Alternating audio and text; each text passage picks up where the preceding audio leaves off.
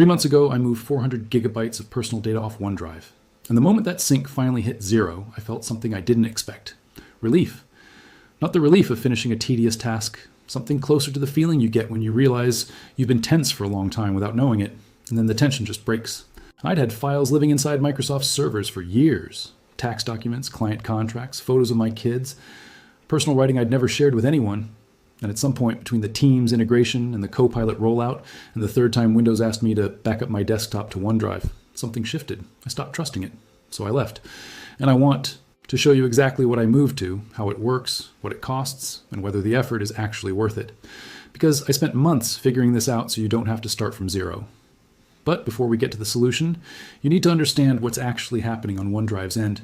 Because if you think it's just a hard drive floating in a Microsoft data center, you're missing most of the picture. Before I show you what I replaced it with, you need to see what OneDrive is actually doing. Because most people assume it's just a hard drive that lives in the cloud, and that assumption is costing them. The mental model most of us carry is simple. Your files go up, they sit there, you pull them down when you need them, like a storage unit. You rent the space, your stuff goes in, nobody touches it. That's not what's happening, not even close. Let's start with what Microsoft's own documentation tells us, because you don't need to take anyone's word for it. It's written plainly in the Microsoft Services Agreement, which almost nobody reads because it's 43 pages long and designed to be skipped. Section 3 of that agreement, the privacy section, states that Microsoft collects data about how you use its services, including the content of your communications and files, to provide, improve, and personalize its products. That phrase right there, content of your files, is doing a lot of work. It doesn't say metadata. It doesn't say file names and timestamps. It says content, what's inside your documents, your spreadsheets, your images. Now, Microsoft frames this as necessary for features like search, malware scanning, and their AI-powered tools. And technically, some scanning is legitimate. Nobody wants OneDrive distributing files with known malware signatures. But the scope of what they access goes significantly beyond virus scanning. Think about that for a second. When you store a document on OneDrive, Microsoft systems can read it.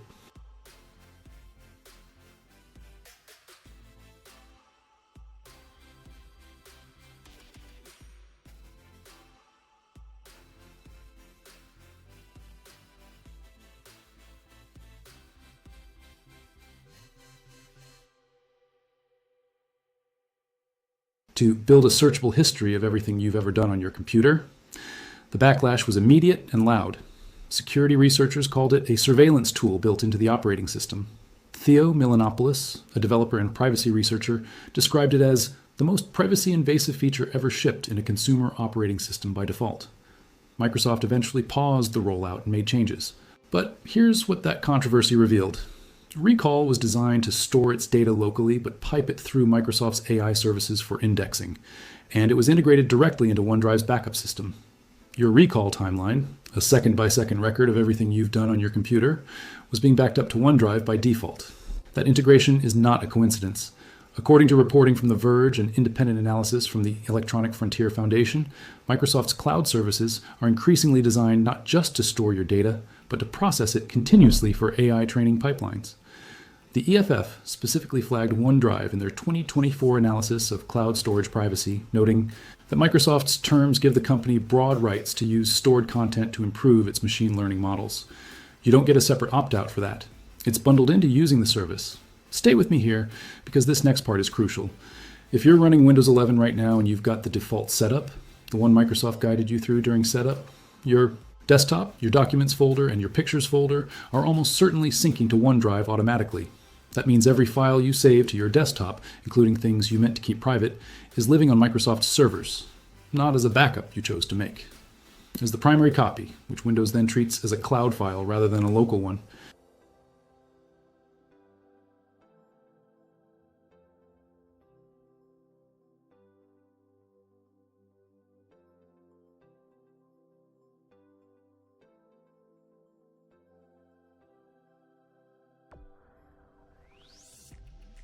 For an automated policy violation, he still doesn't know exactly what triggered it. His account was suspended for 11 days.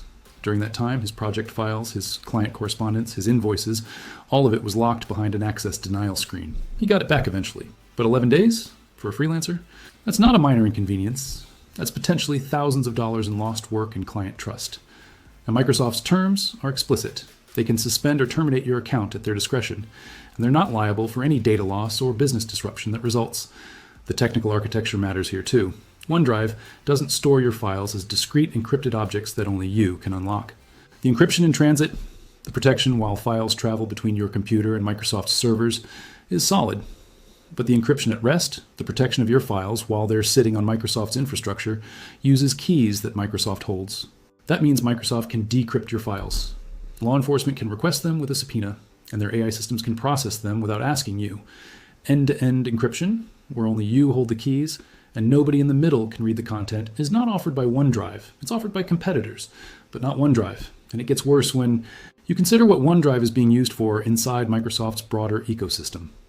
When you use Microsoft 365, Word, Excel, Outlook, your files are stored in OneDrive and increasingly processed by Copilot, Microsoft's AI assistant. Copilot reads your documents to give you summaries. It reads your emails to suggest replies. It reads your spreadsheets to generate insights. Every one of those interactions means Microsoft's AI infrastructure is ingesting the content of your private files. If you're a professional with sensitive client information, a journalist with source materials, or just someone who thinks their personal documents are personal, this should matter to you. Microsoft doesn't give you OneDrive because they're generous. They give it to you because your files are worth more to them than the storage costs them. That's not cynicism. That's a business model. And once you understand the business model, everything else starts to make sense. Here's the number that puts it in context. Microsoft's commercial cloud revenue, which includes Azure, Office 365, and associated services, exceeded $135 billion in fiscal year 2024. A significant portion of that growth is driven by AI services, and AI services need data, enormous, diverse, continuously updated data. Your files, your writing, your photos, your spreadsheets, your personal documents are exactly the kind of data that makes AI models smarter. When Microsoft says Copilot is improving, part of what they mean is that it's been trained on the patterns found in millions of files stored by millions of OneDrive users. You're not paying for OneDrive. You're contributing to it. This is what I mean when I say it's a fundamentally different relationship than most people realize. It's not like a storage unit. It's like moving into a building where the landlord has a master key, reads your mail, and uses the information to run a business you never agreed to be part of. The utilities are included. The surveillance is the price. Think about what that means for the things you store. Your financial documents, your private correspondence, your creative work, your family photos. Every single one of those things is passing through infrastructure that Microsoft uses for commercial gain. You just never see it happen, so it doesn't feel like it's happening. Now, to be fair, and I want to be fair here, because this isn't about demonizing an entire company, Microsoft isn't unique in this. Google Drive does the same thing. Dropbox does a version of it. Apple's iCloud is somewhat better on privacy, but still uses client-side scanning for certain content categories. The entire cloud storage industry is built on this model, which means the solution isn't finding a slightly better version of the same product. The solution is getting out of the model entirely. And that's what I did. I also want to acknowledge something before we go further. If you work in enterprise, if your company manages your Microsoft 365 account, your situation is different. Enterprise agreements often include stronger data handling commitments and dedicated storage that isn't pooled into Microsoft's general training pipelines. The privacy concerns I'm describing apply primarily to personal and small business accounts. If your IT department manages your cloud storage, talk to them. This content is aimed at people who own their own Microsoft accounts and are making independent decisions about where their data lives. For everyone else, let me show you exactly what I built, how I built it, and what it costs. All right, let's get into the actual setup. What I'm running, what it took to get there, and whether it's realistic for someone who isn't a sysadmin, because I want to be upfront. And when I first started researching a self-hosted cloud storage, a lot of what I found was written by people who clearly live in Linux terminals and consider compiling software from source code a relaxing afternoon. That's not me. I need things to actually work without becoming a second job. So I'm going to give you what I actually use, in the order I set it up, with honest assessments of where the friction is. The foundation of a private cloud is hardware. You need something to run the software on. A machine that stays on, connects to your network, and has enough storage for your data. You have 3 realistic options here, and they sit at different points on the cost and complexity curve. The first option is a purpose-built NAS device. NAS stands for Network Attached Storage, and companies like Synology and QNAP make small, quiet boxes specifically designed for this. They look like small routers. They're whisper quiet, and they come with operating systems that are designed for non-technical users. A Synology DS223, which is a 2-bay entry-level device, runs around $300 without drives. Add two 4 terabyte drives, and you're looking at another $150 to $200. So roughly $500 all in for a system that gives you 8 terabytes of usable storage in a RAID configuration, meaning if one drive fails, your data survives on the other. Synology's software, called DSM, includes its own cloud sync and file access tools that work a lot like OneDrive. You can literally install their Synology Drive package and get an interface that looks almost identical to OneDrive. If you want the simplest possible path to a private cloud with minimal technical setup, a Synology NAS is where I'd start. The second option is an old PC or a mini PC. If you have a desktop collecting dust, or if you're willing to spend $150 to $200 on a used mini PC, something like a used ThinkCentre M700 or an Intel NUC, you can turn it into a home server.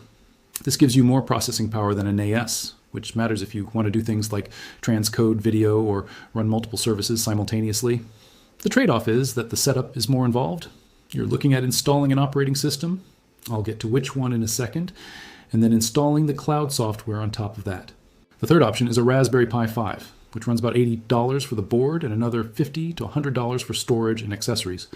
It's the cheapest entry point, but it's also the most limited in processing power. For basic file storage and sync, it works fine. If you're storing and accessing large media files frequently, it can struggle. I use a used Dell Optiplex, a small form factor machine I picked up for about $170, with a 2 terabyte SSD and an additional 4 terabyte external drive for backups. Total hardware cost was around $280. It sits on a shelf in my office, it draws about 35 watts when active, and it runs around the clock without me thinking about it. Now, software. This is where the magic happens, and this is where my setup diverges from just buying a Synology and calling it done. The software I use for the core, cloud storage, and file sync is Nextcloud. And I want to spend real time on this because it's important to understand what Nextcloud actually is before you decide if it's right for you. Nextcloud is open source software. It's been in active development since 2016. It has over 1,000 contributors, and it's audited regularly by independent security researchers. The German-based Nextcloud GmbH company behind it is notably transparent about what the software does and doesn't do. There are no tracking pixels in the software, no telemetry phoning home, no AI processing your files for a commercial pipeline. When your file goes into Nextcloud, it sits in your storage, under your control, encrypted with keys that only you hold if you configure it that way. Nobody at Nextcloud can read your files. Nobody can be served a subpoena for content you store there because Nextcloud doesn't have it. You do. If you're on Windows, you download the Nextcloud desktop client and it installs as a sync folder, exactly like OneDrive. Your files sync from your computer to your server. On your phone, the Nextcloud app does the same thing on iOS and Android. It auto-uploads your photos, it syncs your documents, it lets you browse and access everything from anywhere. The interface is clean, the apps are polished. This is not the clunky, half-finished open source software of 15 years ago. It's genuinely competitive with OneDrive on features. Setting it up on my home server took me about 4 hours, including troubleshooting a configuration issue with my database that I eventually solved by watching a YouTube tutorial from the Nextcloud official channel. If you're reasonably comfortable following technical instructions, it's achievable on a weekend. If you use something like Portainer, a graphical interface for running software in containers, you can cut that time significantly because Nextcloud has a one-click Docker deployment that handles most of the configuration automatically. Here's what that process actually looks like. You install Ubuntu server on your machine. Ubuntu is a Linux operating system. The server version is stripped down and efficient. Then you install Docker, which is a tool that runs software in isolated containers. Then you pull the official Nextcloud Docker image, point it at your storage drives, and start it. Your Nextcloud instance comes up on your local network at an address like 192.168.150. You access it from a browser, run through the 5-minute setup wizard, create your admin account, and you're running a private cloud. For remote access, getting to your files when you're not at home, I use Tailscale.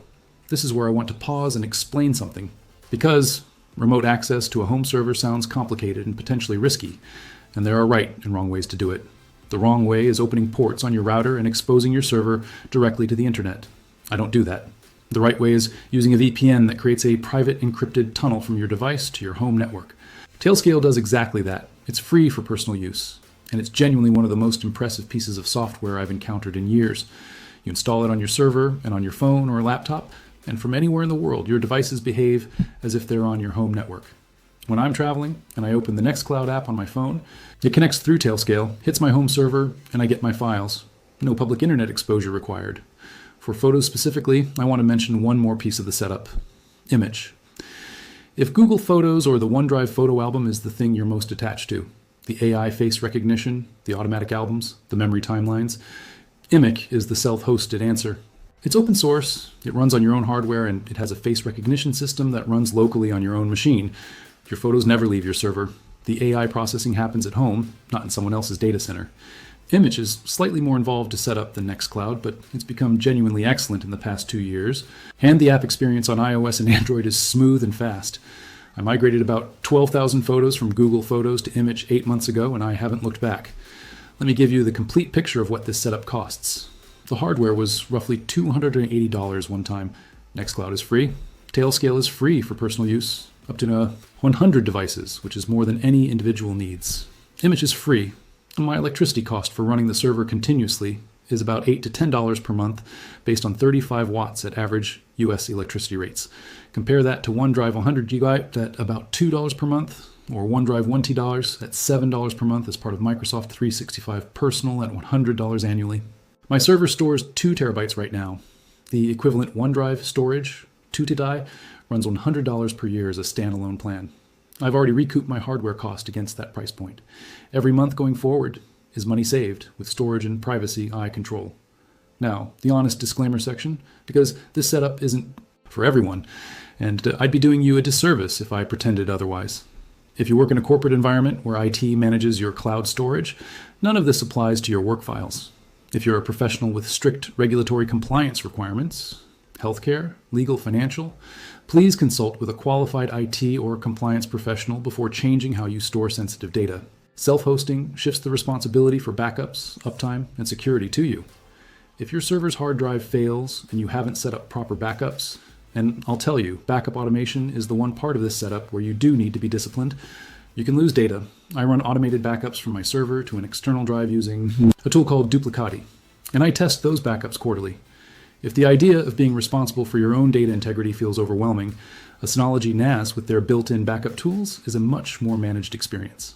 Also worth being clear, your home server's availability is tied to your internet connection and your home's power. If your ISP has an outage, you can't reach your files remotely. If your power goes out, your server goes down. I run a small UPS, an uninterruptible power supply, basically a battery backup, under my desk, and it's given my server about 20 minutes of runtime through power blips without interruption. For most people, that's enough. If you're a road warrior who needs guaranteed uptime and remote access no matter what, a hybrid approach, self-hosted, for most data, with a small encrypted backup on something like Proton Drive for critical files, might make more sense than going fully self-hosted. And one more thing, this is about reclaiming your data privacy. Windows Defender, Smart Screen, and other Windows security features are separate from this entirely. I still run Windows Defender on my machines. I still use browser security extensions. Security and privacy are related but distinct. What we're addressing here is where your personal files live and who can access them. Keep your security tools intact. Here's the thing. Nobody talks about when they defend OneDrive. You don't own your cloud storage, you rent access to it, and those are two completely different things. When you own something, you control it. You decide who accesses it, under what conditions, for how long. When you rent access to something, you follow the landlord's rules. The landlord can raise the rent. The landlord can change the rules. The landlord can decide you violated some term of the lease and lock you out tomorrow morning. That's what you're doing when you store your files in any commercial cloud service. You're not storing data. You're leasing access to your own information. This matters more than most people realize, because we're moving into a period where AI is going to make data more valuable than ever before. The files you create today, your writing, your photos, your financial records, are going to be increasingly useful inputs for AI systems over the next decade. Companies that hold your data are sitting on a rapidly appreciating asset. Their incentive to hold more of it, analyze more of it, and extract more value from it is only going to grow. The terms of service that govern what they can do with your data today are not the terms that will govern what they can do in 5 years. And you'll agree to those changes with a pop-up notification. You click through in 3 seconds. You're not paranoid for caring about this. You're paying attention. There are millions of people making exactly this kind of choice. Moving to Nextcloud, setting up NAS devices, switching to Proton, building home servers. It's not fringe behavior anymore. It's a reasonable response to a real and documented pattern of commercial data exploitation. You're the administrator of your own digital life, not a guest on someone else's platform. I want to be realistic about the effort involved. Setting up a private cloud is not as easy as signing up for OneDrive. There's a learning curve, there's an upfront hardware cost, there's an afternoon, maybe a weekend, of configuration. You will hit at least one technical wall that requires you to search for a solution. I hit several. But here's what I found on the other side of those walls. My files load faster because they're on my local network. My photos sync automatically without counting against a storage quota. I'm not watching a pricing tier slowly push me toward a more expensive plan. And I know, not hope, not assume, but know, that nobody is scanning my documents to improve an AI product I didn't consent to participate in. If this is something you want to pursue, start with the Nextcloud documentation. They have an official setup guide that's genuinely well written.